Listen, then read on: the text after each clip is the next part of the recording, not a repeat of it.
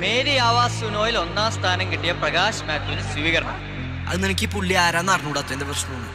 അവൻ ഇന്ത്യയിലെ നമ്പർ 1 സിംഗറായിട്ട് വന്നിരിക്കുന്നത്. ഇപ്പൊ അങ്ങ് ഗ്ലോബലാണ് പുള്ളി, പിടിച്ചാ കിട്ടൂല. അമേരിക്കക്ക് കെൻഡ്രിക്കും